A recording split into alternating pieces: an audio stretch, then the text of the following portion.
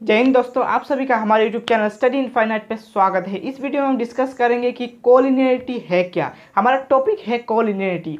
तो आखिर पॉइंट्स कब कोलिनियर होते हैं, अगर होते हैं तो क्यों होते हैं। बहुत सारे प्रश्न हैं जिनके उत्तर आपको जानना पड़ेगा। तो जानने के लिए उत्तर इस वीडियो में आप बने रहिए अंत तक, और अंत तक आपके सभी सवालों के जवाब मिल जाएंगे। तो बिना देर के चलिए वीडियो को शुरू करते हैं।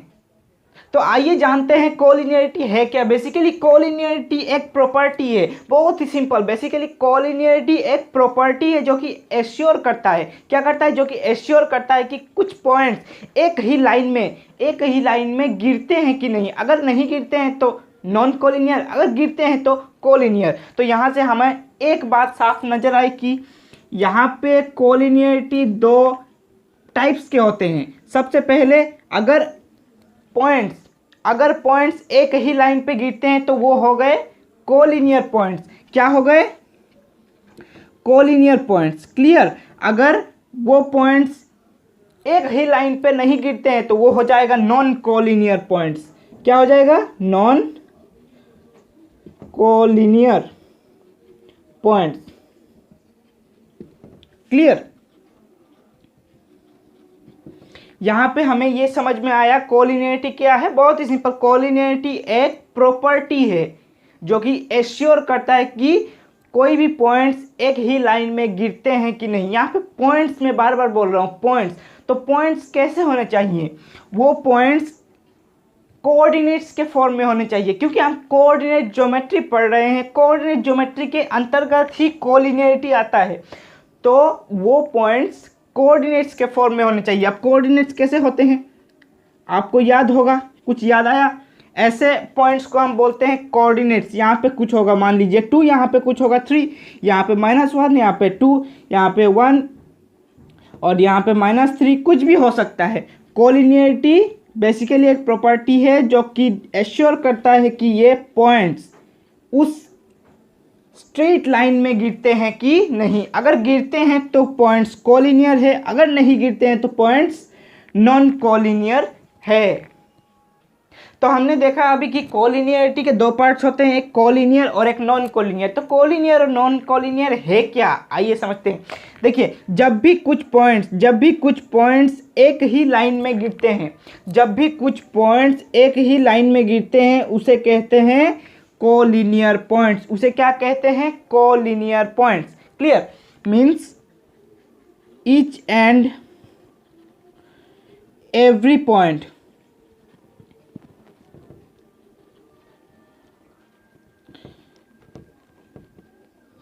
falls on a straight line। Clear? यहाँ पे क्या हो गया? Non collinear point. Each and every point does not fall on the straight line.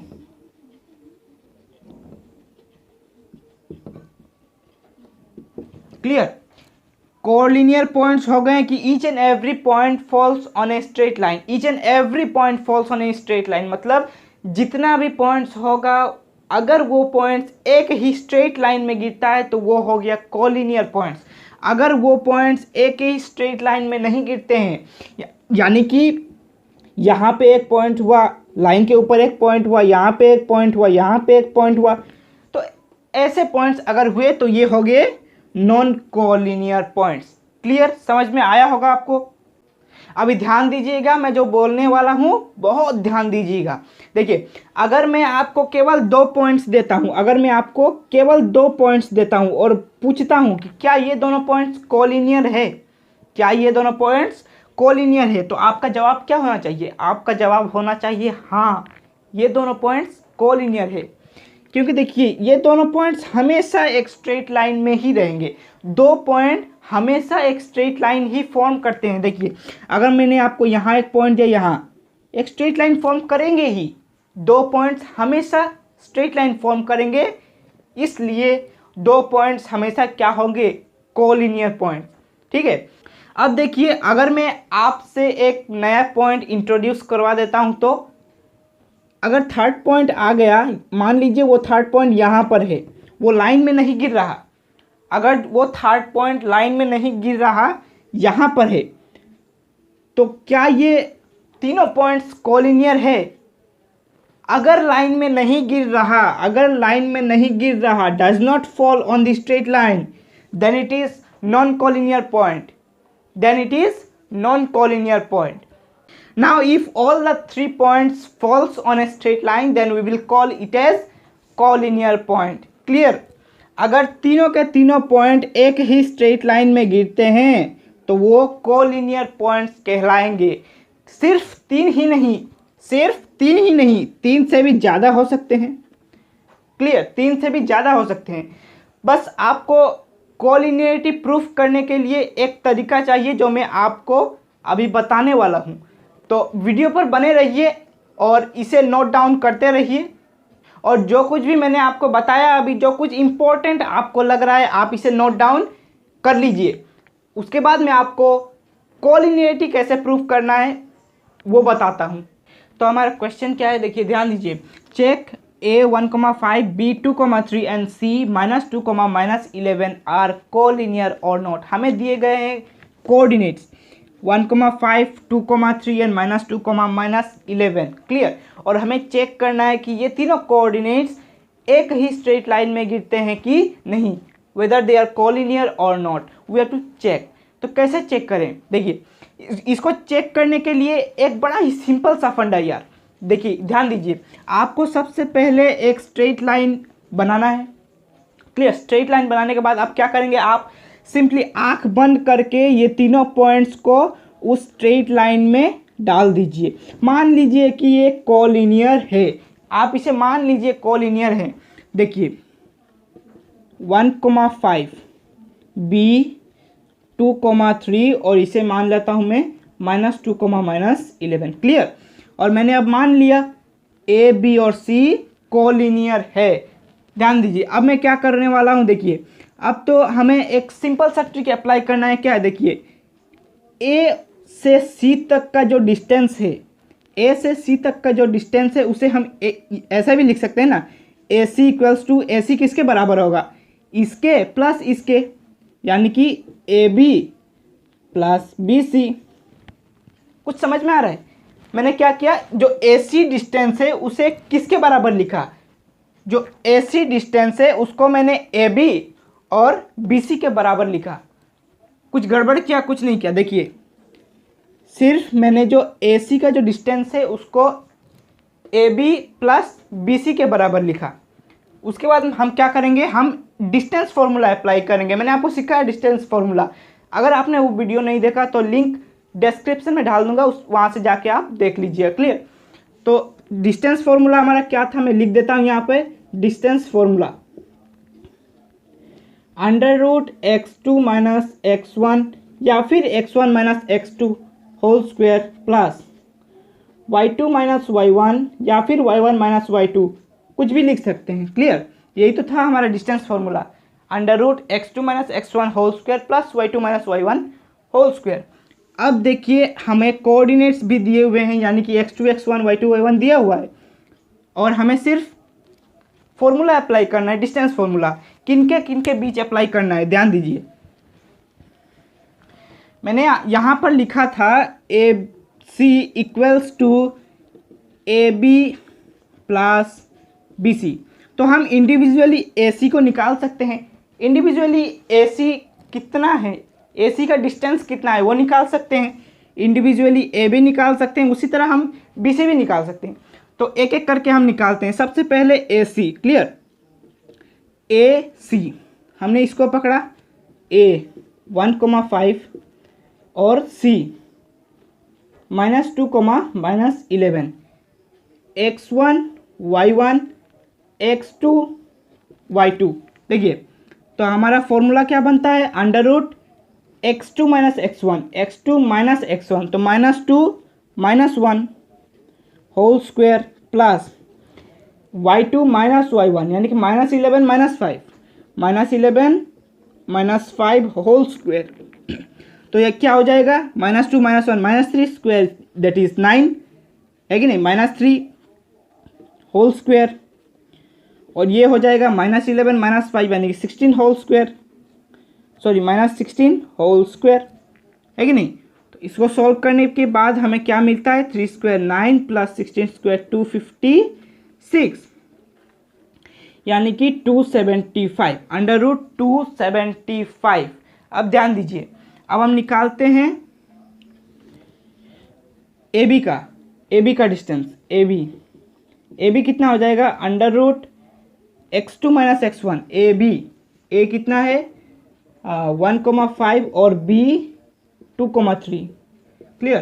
तो x1 y1 x2 y2, तो x1 कितना हो गया 1 y1 5 x2 2 y2 3, तो x2 - x1 यानी कि 2 - 1 whole square plus y2 - y1, तो y2 कितना है 3 - 5 होल स्क्वायर, कितना हो गया 2 - 1 होल स्क्वायर 1 प्लस 3 - 5 यानी कि 3 से -5 करें तो हो जाता है -2 होल स्क्वायर, तो ये कितना हो जाएगा 1 + 4 दैट इज √5 है कि नहीं। उसी प्रकार हम निकालते हैं BC का, B और C कितना है -2 - 11, तो ये हो गया x1 y1 x2 y2 है कि नहीं, x2 y2, तो BC हो जाता है √x2 - x1 यानी कि -2 x2 - x1, तो -2 whole square plus y2 - y1 that is -11 -3 whole square, तो ये हो गया -2 - 4 whole square plus -11 - 3 -14 whole square है कि नहीं। फिर ये हो जाएगा 4 स्क्वायर 16 माइनस प्लस, फिर माइनस प्लस 14 स्क्वायर 196, और ये हो जाएगा 12 9 10 11 1 2 212 क्लियर। तो अब आप देख सकते हैं हमारे AC कितना निकला, सॉरी यार ये 265 होगा, गलती से मिस्टेक हो गया 265, कोई नहीं। देखिए हमारा AC कितना निकला, हमारा AC निकला 265 √265। क्या ये इसके और इसके बराबर है, बिल्कुल नहीं, 212 प्लस √5, इसके आगे हम कुछ नहीं कर सकते। आप चाहो तो रूट का इसको कैलकुलेटर में निकाल लीजिए वैल्यू और ऐड करके देखिए, आपको नहीं मिलेगा। तो यानी कि हमारा क्या निकला, हमारा निकला कि AC is not equals to AB plus BC, AC is not equals to AB plus BC, यानी कि ये जो स्टेटमेंट था हमने पहले लिया था ये उसके विपरीत आया, ये उसके ऑपोजिट आया, तो हम मान लेंगे कि ये तीनों पॉइंट्स कोलिनियर नहीं है कि नहीं। कितना आसान था। तो हमने इसमें क्या क्या किया फिर से एक बार जान लेते हैं, ठीक है। देखिए हमें 3 पॉइंट्स दिए हुए थे, 3 कोऑर्डिनेट्स दिए हुए थे A B और C क्लियर। तो हमने एक लाइन खींचा और मान लिया तीनों पॉइंट्स एक स्ट्रेट लाइन में गिरते हैं। मानने में क्या है, मान लिया A B और C एक स्ट्रेट लाइन में गिरते हैं। फिर हमने क्या किया, हमने AC को किसके बराबर लिखा, AB और BC के बराबर। कुछ गलती तो नहीं किया, हमने AC को लिखा किसके बराबर, AB और AC के बराबर, ठीक है। उसके बाद हमने क्या किया, हमने इंडिविजुअली AB और इंडिविजुअली BC को अलग अलग निकाला। AC का डिस्टेंस, AB का डिस्टेंस और BC का डिस्टेंस निकाला, जो कि आपके सामने देख रहे हैं। देखिए AC का कितना है 265, AB का √5 एंड BC का √212। तो बाद में हमने देखा कि √265 √212 प्लस √5 के बराबर नहीं होता है। AC AB प्लस BC के बराबर नहीं है। बस आंसर आ गया, क्या करना है।